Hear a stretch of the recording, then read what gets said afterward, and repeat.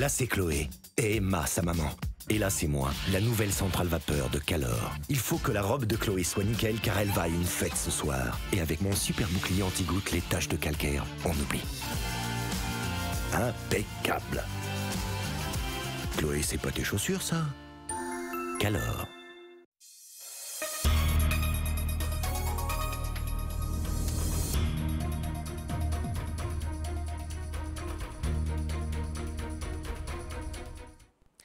À la une ce soir, une brume de sable d'origine désertique stagne au-dessus de nos têtes. Depuis plusieurs jours, la Martinique a été placée en procédure d'alerte à la pollution en particules fines. Les personnes asthmatiques et fragiles en subissent les conséquences. Les salariés de France Antilles plus que jamais en alerte quant à leur avenir. En plus du SNJ pour les journalistes, la CDMT est entrée dans les rangs pour soutenir le reste du personnel. Tous les salariés réclament des garanties pour la prochaine reprise de leur groupe. Une publicité fait le buzz en ce moment sur les réseaux sociaux. Un magasin d'extension capillaire a choisi un slogan osé pour attirer son attention. Une campagne publicitaire qui semble en amuser plus d'un. Enfin, ce 23 mai est une journée nationale qui rend hommage aux esclaves. De nombreuses manifestations ont été organisées à Paris aujourd'hui en la présence de la toute nouvelle ministre de l'Outre-mer. Sylvia Seyt-Soutane, que vous voyez à l'écran, est notre invitée politique de ce mardi soir. Elle nous parlera de sa candidature aux législatives dans la circonscription du Sud. Bonsoir à tous et bienvenue dans notre tranche info que vous pouvez suivre en direct sur Facebook. Vous l'avez certainement remarqué sur des affiches 4x3 ou sur les réseaux sociaux, une campagne publicitaire pour des extensions capillaires ne passe pas inaperçue. Avec un slogan qui peut paraître osé pour certains, elle en amuse d'autres, en tout cas ceux que nous avons interrogés ce matin. Voyez ce reportage d'Alvin Courcy. L'affiche pourrait en choquer certains, mais c'est sur le ton de l'humour que les badauds l'interprètent. Non, ça me choque pas. Au contraire, ça me fait rigoler.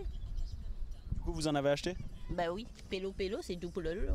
Cette pub ne me choque pas pour la bonne raison que le lolo, c'est un mot qu'on utilise tout le temps, que ce soit le sens péjoratif ou pas. On l'utilise tout le temps, donc effectivement, le lolo, c'est doux. Donc c'est peut-être pour ça, d'où l'intérêt de dire pélo pélo, c'est doux comme du lolo. Depuis une dizaine de jours, ces affiches sont apparues sur le bord de nos routes et sur les réseaux sociaux. Elles posent la question du respect de la déontologie. Il n'y a pas de règle légale en termes de messages publicitaires. Tant qu'on ne fait pas dans l'illégal, il n'y a pas de sanction possible. Maintenant, il y a des règles d'éthique et déontologiques qui sont respectées par les agences conseils en communication. Et là, effectivement, il n'y a pas d'agence conseil en communication derrière cette publicité. Donc, on peut comprendre effectivement qu'elle ait choqué certaines personnes. Une association ou un particulier peut toujours déposer plainte auprès du jury déontologique de publicité, mais ce ne sera pas répréhensible, ce ne sera pas sanctionnable.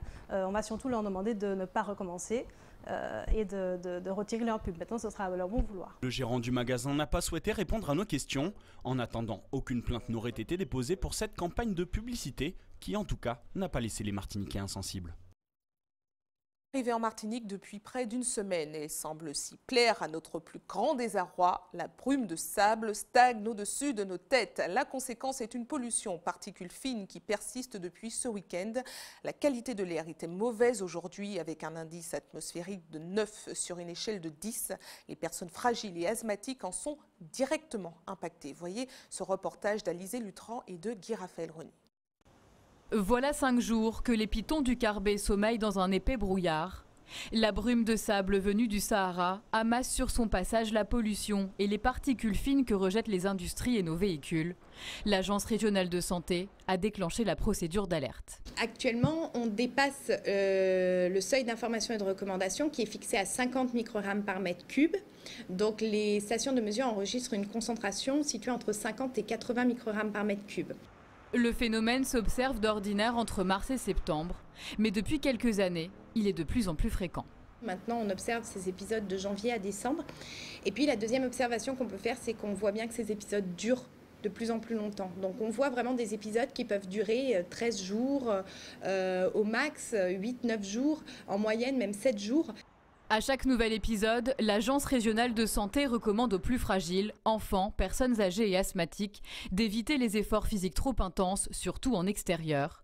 La mesure s'étend depuis ce week-end à toute la population, qui subit les effets de la brume. Ça bouche mes narines et tout, et voilà. Et pour respirer, c'est difficile. Donc je suis obligé de respirer petit à petit. On sent bien qu'on a des gènes à tout niveau, et puis même au niveau du paysage. On voit bien que c'est beaucoup plus assombri, c'est pas très beau. On se dit qu'en Martinique, on ne devrait pas vivre ça, quoi. Voilà. Difficulté de respirer, des bouffées de chaleur en pleine nuit, vraiment obligé de forcer sur la respiration, de se lever pour aller prendre l'air. Et du coup, ça inquiète parce qu'on se demande si les enfants ils vont pas avoir la même chose. Conséquence, les cas d'allergie se multiplient. La salle d'attente de cet allergologue ne désemplit pas. Les répercussions sur la santé sont multiples. Tout l'arbre respiratoire, donc les yeux, la sphère ORL et la bronchite qui est soumis en permanence à ces polluants. Donc à la longue, ça risque d'augmenter l'inflammation au niveau de toutes ces zones-là qui peuvent à moyen ou à long terme être à l'origine de maladies allergiques assez sévères. Donc conjonctivite allergique, rhinite allergique et puis des asthmes qui ne sont pas contrôlés. Pour limiter le phénomène, certaines de nos habitudes sont à revoir. Vous avez les pratiques internes ou domestiques, donc brûler les déchets chez soi, brûler les spirales contre les moustiques. Donc ce sont autant de pratiques qu'il faudrait peut-être déconseiller et insister auprès de la population pour ne plus utiliser ce genre de pratiques. Selon les spécialistes, dans 20 ans, la moitié de la population mondiale sera sujette aux allergies. Mady Niner prévoit dès la rentrée prochaine de mener une étude pour déterminer la composition exacte des brumes de sable. En attendant, le nuage de pollution devrait durer jusqu'à ce week-end. Au chapitre social, certains salariés de France Antilles se sont réunis ce matin à la maison des syndicats Fort-de-France pour rappeler qu'ils restent très vigilants quant à l'avenir de leur entreprise. En plus du SNJ pour les journalistes, la CDMT pour la Martinique et l'UTT-UGTG pour la Guadeloupe se sont joints à la mobilisation. 89 emplois sont directement menacés en cas de reprise du groupe par l'homme d'affaires Marc Laufer. L'autre repreneur potentiel, le groupe AJR, a quant à lui annoncé une refonte des postes sans suppression d'emplois. La structure avait déjà connu 2 plans sociaux en 2014 et aujourd'hui, le groupe emploie 300 personnes aux Antilles-Guyane. Le tribunal de commerce désignera le repreneur le 6 juin prochain. Voyez les précisions du délégué syndical CDMT France Antilles qui s'exprime face à la caméra d'Alizé Lutran et de Guy Raphaël René. Nous allons peser dans la balance parce que depuis 2011, au niveau du comité d'entreprise, on organise chaque année des expertises des comptes indépendantes. Donc on connaît notre entreprise, on connaît nos faiblesses, on connaît nos forces. On est une entreprise privée qui a une utilité publique. Et il faut trouver au milieu le point mort pour être à l'équilibre. C'est ça le challenge de France Antilles. Donc avec les repreneurs, on aura des discussions sur l'organisation du travail. Et là, qui mieux que nous connaissons le travail. Donc on va pouvoir leur dire, par exemple à M. Laufer, ce n'est pas possible de supprimer la comptabilité, de l'externaliser. Dans les premiers plans sociaux, on a externalisé l'informatique. Actuellement, ça nous coûte plus cher. L'externalisation nous coûte plus cher que si on avait gardé un informaticien à temps plein. Vous voyez? Donc ça, c'est l'exemple criant. L'externalisation, ce n'est pas la solution à tout. Ce qu'on veut dire aussi, c'est que l'ajustement, la variable d'ajustement que sont les salariés, c'est plus possible à France Antilles. Les solutions sont sur les maîtrises de fonctionnement, sur les charges de fonctionnement, sur les loyers, sur le regroupement, un déménagement en un seul lieu, enfin, sur la réduction du parc automobile.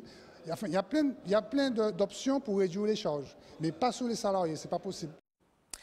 Une disparition a été signalée depuis hier, 18h, à Fort-de-France. Un homme d'une trentaine d'années, parti marcher dans le secteur de Balata, n'a plus donné de nouvelles depuis qu'il a contacté le CODIS pour signaler qu'il était perdu. Raphaël Plocus est un homme de type antillais à la peau noire, mesurant 1,80 m avec des locks mi-longues. Il était vêtu au moment de la disparition d'un jean et était torse nu. Toute personne ayant des informations pouvant faire avancer les recherches est priée de contacter la police de Fort-de-France ou la gendarmerie. Politique maintenant. Elle est conseillère exécutive à la CTM en charge de l'éducation. Elle se présente aux législatives soutenues par les Républicains et c'est notre invitée politique de ce mardi soir, Sylvia Saïd Soutane. Bonsoir. Bonsoir. Merci d'avoir accepté notre invitation. Alors maintenant que la liste de tous les candidats est connue, 53 au total, on se rend compte que vous êtes 8 élus de la CTM à vous présenter pour les législatives, dont 4 qui devront renoncer à leur mandat pour éviter le cumul, dont vous faites partie. Est-ce que ça veut dire que finalement, ce n'est pas si bien que ça de travailler au sein de la CTM? Non, pas du tout. C'est une élection de liste. Je rappelle que c'est une élection de liste et que ce n'est pas une élection à scrutin uninominal. Donc lorsque nous serons élus, d'autres personnes de la liste monteront. Et donc forcément, nous aurons une continuité de travail qui est tout à fait normale et légitime. Donc non, je vois plutôt que c'est un intérêt important. Vous parlez des législatives, là? Oui, oui, tout à fait. Les personnes qui sont comme moi au conseil exécutif et qui seront élues, tout comme moi, en fait, si elles sortent, d'autres personnes monteront de la liste de Grande Assemblée pour ne pas payer en chance. Ce n'est pas une élection uninominale qui était l'élection de la CTM. Donc c'était une élection de liste. Donc vous savez déjà qui va vous remplacer si vous êtes élu à la CTM? On a déjà effectivement vu un peu quelques scénarios. Alors on a déjà vu, je crois que ce sera Thierry Maréchal. Donc, mais enfin, il y a beaucoup de choses qui peuvent encore se faire. Hein. Mais en tout cas, c'est quelque chose qui m'intéresse et je reconnais que la mission de député est quelque chose qui me tient à cœur maintenant que je suis vraiment entrée dans cette dynamique. Moins que la mission au sein de la CTM? Non, tout autant, parce que tout autant que lorsque j'étais adjointe au maire de la ville de Rivière-Salée, tout autant que lorsque j'étais conseillère générale, tout autant que lorsque j'étais maman de mes 3 enfants, je le suis encore. C'est mon engagement, c'est ma manière de marquer à cet instant mon passage sur cette terre. Donc j'ai envie de donner le meilleur de moi-même, j'ai de l'énergie. Et j'ai envie d'aider nos compatriotes à faire que leur quotidien soit meilleur. Alors parlons maintenant de votre travail au sein de la CTM. Il y a eu le gros dossier du déménagement du lycée Schellcher. Qu'en tirez-vous de ce bilan d'1 an et demi de travail au sein de la collectivité? Alors sans vouloir en faire la publicité, puisque ce n'est pas autorisé, mais en tout cas je sais que j'ai œuvré au maximum avec les collaborateurs et collaboratrices de la collectivité territoriale de Martinique, avec les élus également de la commission éducation qui est présidée par M. Larcher. Et donc nous avons travaillé ensemble sur un travail qui me semble vraiment porter ses fruits sur tous les établissements que nous avions. Alors il y avait effectivement de nombreux chantiers à mener, pas seulement au lycée Schellcher, mais sur tous les établissements. Je parle mais il y avait des chantiers déjà en cours, non? Non, mais c'est-à-dire qu'on a lancé, par exemple, la cantine du collège de Sainte-Anne qui était attendue depuis 10 ans et est enfin arrivée. L'infirmerie du collège de Rivière-Pilote est enfin arrivée aussi. Donc vous voyez, ce sont des manières de fonctionner qu'on a appris et qu'on a menées. Donc je crois que moi je suis en tout cas satisfaite de ce que nous avons fait. Alors peut-être qu'il y a des gens qui aimeraient que ça aille plus vite, mais il ne faut pas oublier que c'est une grosse machine avec 4000 employés, avec des choses, vraiment un fonctionnement nouveau et qu'il faut laisser le temps, mais les choses avancent et elles avancent bien.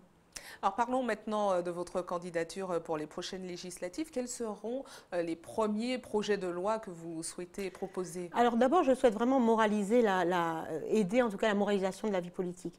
Moi, je suis surprise que 2 des députés qui se représentent alors qu'ils étaient élus ont voté contre la transparence en politique et ont voté pour le cumul des mandats, c'est-à-dire contre le non-cumul des mandats. Moi, je suis un peu surprise et donc je m'évertuerai à faire en sorte que ça soit fait. J'aimerais aussi qu'on puisse effectivement ne pas employer ses proches parce que ça a vraiment fait polémique, même si c'était autorisé, c'est quelque chose qui n'est pas bien perçu au niveau de la population, je comprends.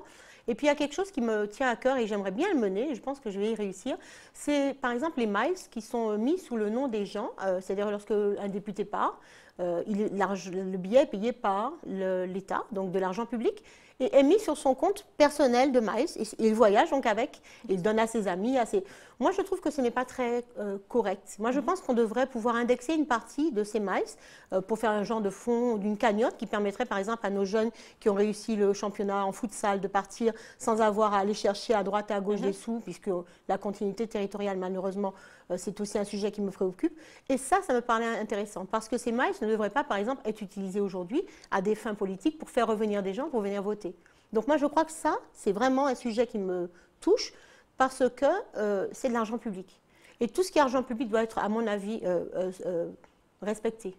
Alors, le député sortant est votre collaborateur au sein de la collectivité, même s'il est au niveau de l'Assemblée de Martinique et vous au sein du conseil exécutif.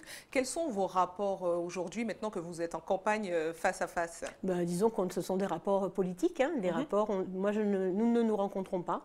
Donc c'est plus via Facebook interposé, par messagerie. Mais moi, vous savez, je ne suis pas tellement dans cette manière de faire de la politique. Mais justement, on a l'impression qu'il n'y a pas vraiment d'attaque de votre côté. Moi, vous savez, j'ai toujours dit que je ne brille pas en éteignant la lumière de l'autre. Je brille simplement par la lumière que je dispense moi. J'ai envie de défendre les projets sur la continuité territoriale. J'ai envie de défendre ces projets sur la lutte contre la vie chère, sur le chômage qui est vraiment endémique et qui fait des ravages en Martinique. J'ai envie de croire à ces projets, de les porter. J'ai envie également de penser aux retraites des personnes âgées, penser à l'indivision, qui est quelque chose qui mine la Martinique, avec 25 000 maisons qui sont folles en Martinique, des maisons qui ne sont pas habitées, alors qu'il y a 10 000 personnes qui cherchent des logements. Est-ce qu'on ne pourrait pas trouver une solution par le biais de l'indivision qui, à mon avis, n'a pas été suffisamment travaillée. On pose des questions, mais pour moi, il faut aussi apporter des réponses quand on pose des questions.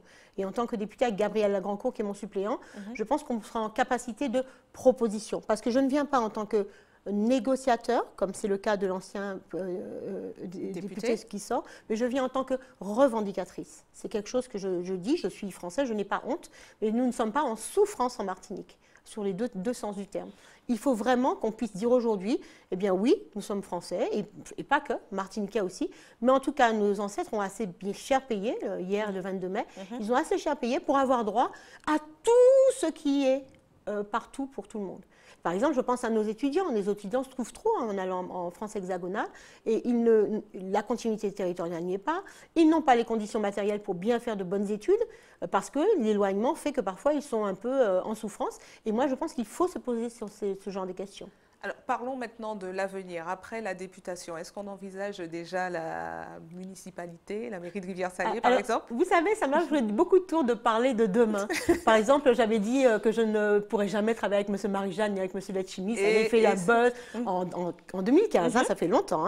Ces jours-ci, on le passe en boucle dans certaines conférences pour faire comme si je ne pouvais pas travailler, alors que M. le Président m'a déjà pardonné et que nous avons montré que nous savons travailler ensemble. J'ai déjà fait 2 ou 3 petits pas de bourde, mais vous savez, je suis un petit peu entière. Donc au moment présent, je le dis, aujourd'hui j'ai pris un peu de bouteille, en tout cas de prudence, et je vous dirais que pour l'instant, je me cantonne à cette élection du 10 juin.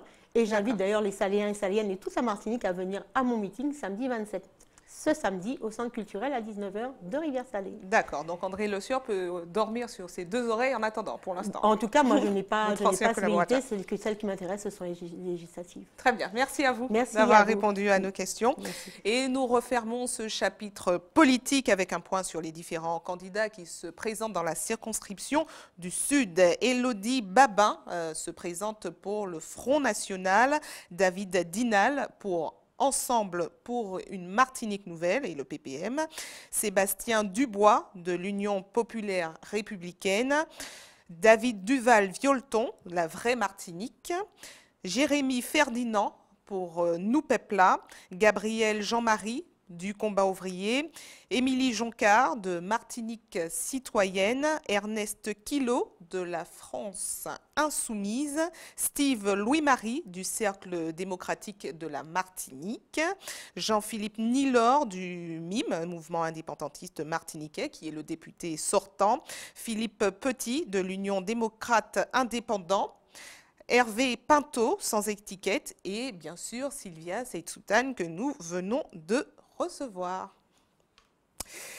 Aujourd'hui, 23 mai, et c'est la première journée nationale de commémoration des victimes de l'esclavage. Inscrite dans la loi depuis fin février dernier, elle a pour but de rendre hommage non pas à l'abolition, comme le 10 mai, mais aux esclaves eux-mêmes.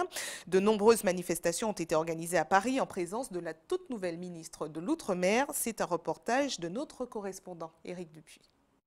Là, on a les noms qui ont été donnés aux anciens esclaves. Première journée de commémoration nationale et première sortie officielle. Par sa présence, la ministre des Outre-mer a donné une dimension nouvelle à la symbolique du 23 mai, car désormais, cette mémoire des victimes de l'esclavage est reconnue par l'État. C'est important pour moi, cette histoire, l'Outre-mer est attachée à cette histoire, est attachée à ce que cette histoire soit connue, mieux connue de l'ensemble de la France, mais aussi le lien avec l'international.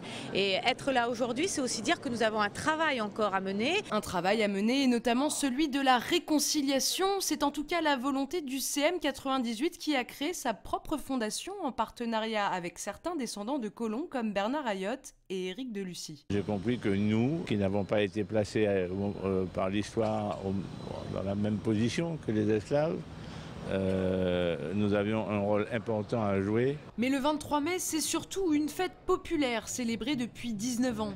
Et comme chaque année, ils sont nombreux à venir chercher une trace de leurs aïeux dans les archives recueillies par le CM 98. Vous avez trouvé quelque chose? J'ai cherché au nom de maman, j'ai pas trouvé, mais là je suis étonné parce que je trouve, j'ai bien trouvé le nom de mon père. C'est quelque chose qui est assez émouvant quand même, c'est assez significatif pour moi. Pour moi, je peux mettre déjà un prénom sur un nom, un prénom, un âge également. Sandy, elle, n'est pas venue dans cette optique. En cherchant d'autres noms, elle est tombée sur le sien par hasard. Là, j'ai retrouvé mon nom de famille que j'ai actuellement, qui est du côté Carbet, Le Char. Voilà. Et je suis surprise.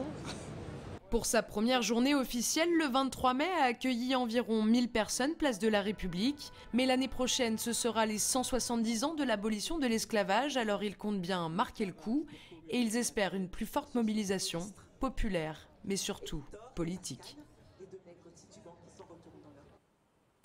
De retour en Martinique avec le projet d'un film documentaire sur l'insurrection du Sud qui avance à grands pas.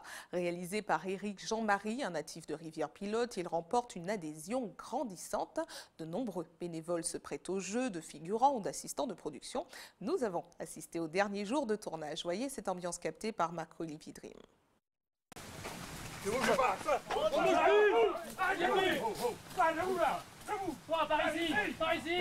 Septembre 1870, la Gronde monte. Depuis quelques jours, une insurrection s'est étendue dans plusieurs habitations du sud de la Martinique. Mais que sait-on vraiment?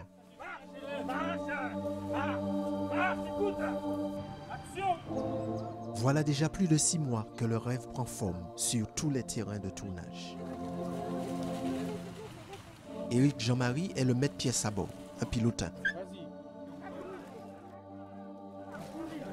Nous sommes des Martiniquais qui voulons faire une petite restitution de notre histoire à nous.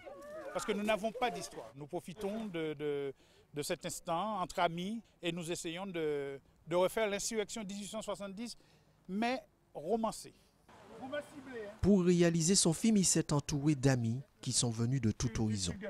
Bouge pas, viens là. C'est vraiment une incursion dans l'histoire, quoi, dans l'histoire profonde. D'où je viens, c'est normal, c'est l'histoire du pays, c'est mon histoire, donc c'est un peu de moi-même. J'étais ici avec tout ce beau monde-là aujourd'hui. Dites-nous, dans la vie, vous n'êtes pas comme ça? Non, dans la vie, j'étais un travailleur. Si on vous kidnappait votre mari aujourd'hui, vous aurez fait quoi? Eh bien, je me serais insurgée. Si ce n'est pas nous qui faisons, c'est nous qui faisons, parce que personne ne fait pas nous. Regardez, c'est une grosse histoire. La Martinique, c'est une histoire comme ça, de souffrance, de douleur. Il faut que la jeunesse sache que tel est fait à tel moment. Au fil des mois de tournage, les anonymes figurants sont au rendez-vous. Et le caméraman de service est ému pour cette dernière scène. Depuis tout petit, on a une belle complicité entre toutes les activités qu'il fait et tout. J'ai toujours été présent.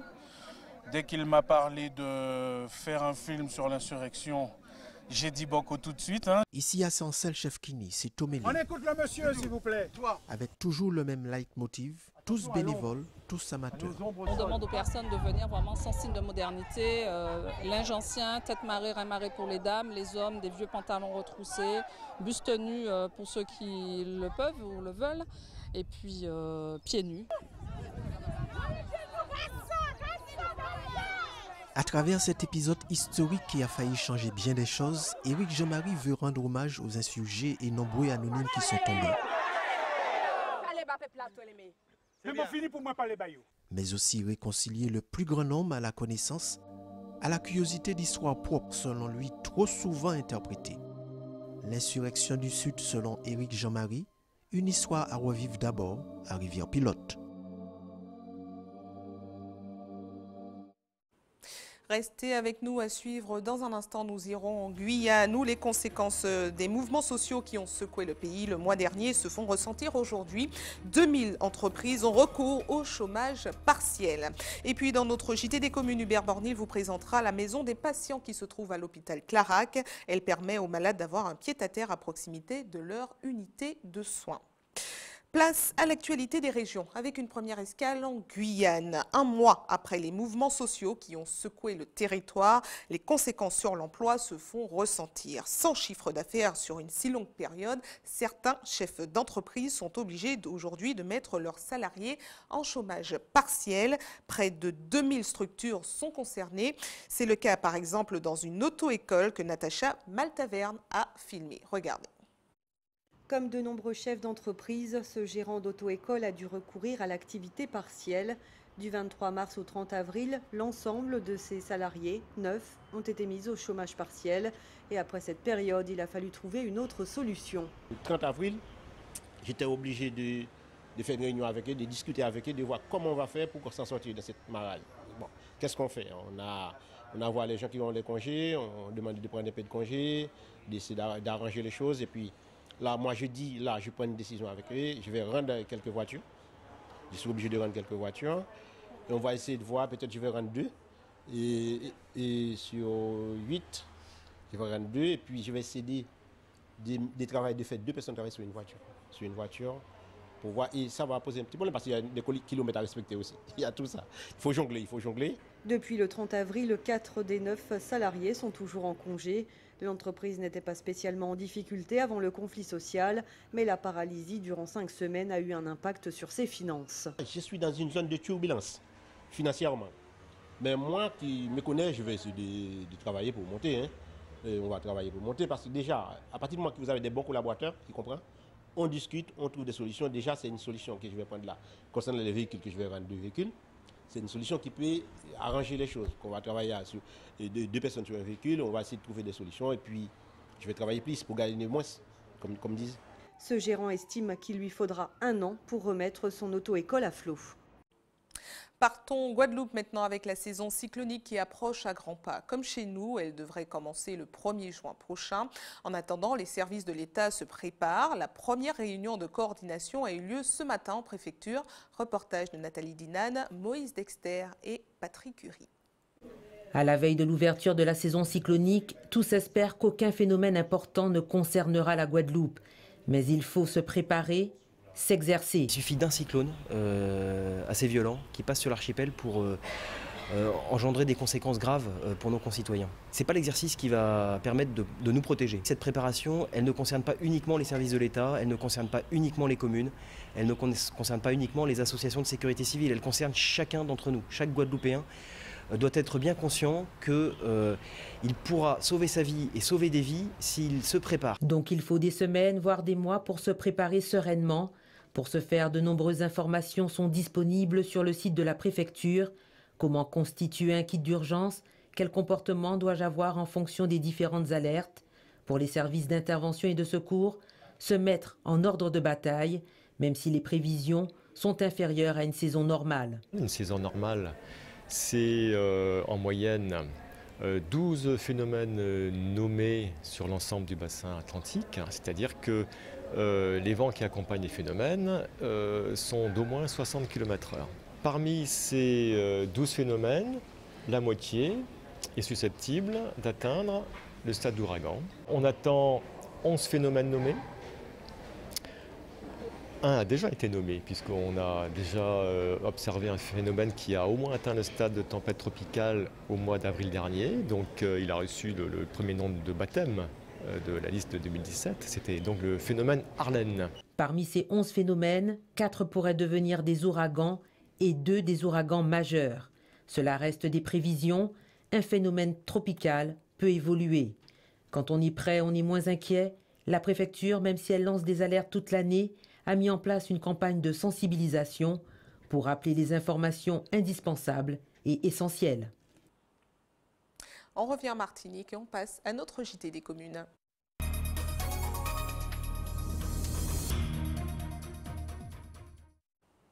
Un JT des communes qui commence à Fort-de-France. Une maison d'accueil des patients vient d'ouvrir ses portes. Il s'agit d'une structure qui permet aux malades résidant dans des communes éloignées des unités de soins de pouvoir être hébergés avec leurs proches pendant leur traitement. Un projet de la Ligue contre le cancer qu'Hubert Bornil et Loïc Régis vous présentent. Regardez.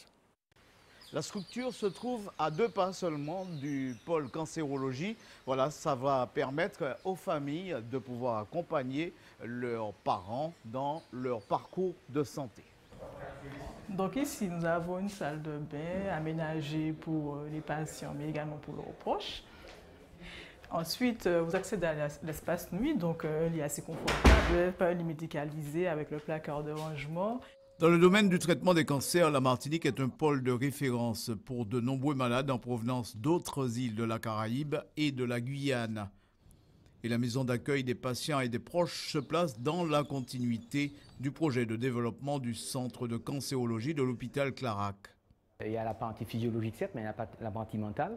Si vous mettez à disposition de ces patients un lieu où il va pouvoir, après son traitement, se reposer tranquillement, récupérer, sans avoir à penser au stress du retour, à la chaleur, aux embouteillages, c'est toujours ça de gagner pour pouvoir.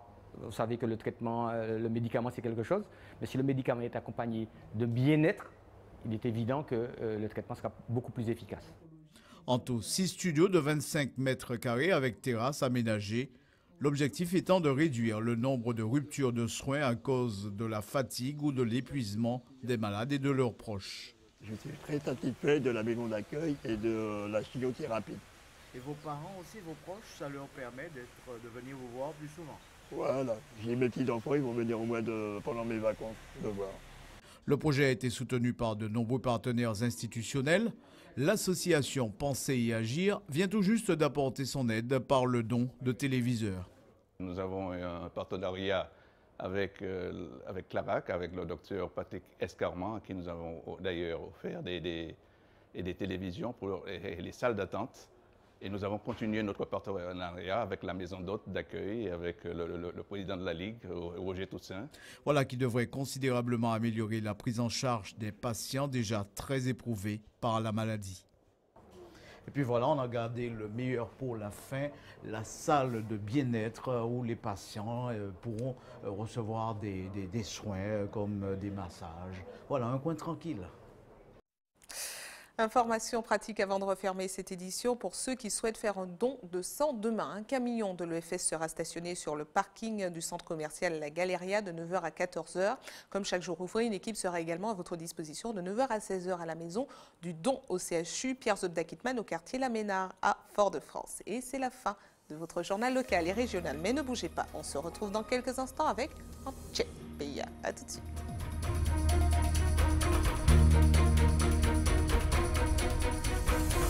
Là, c'est Chloé et Emma, sa maman. Et là, c'est moi, la nouvelle centrale vapeur de Calor. Il faut que la robe de Chloé soit nickel car elle va à une fête ce soir. Et avec mon super bouclier anti-goutte, les taches de calcaire, on oublie. Impeccable. Chloé, c'est pas tes chaussures, ça? Calor.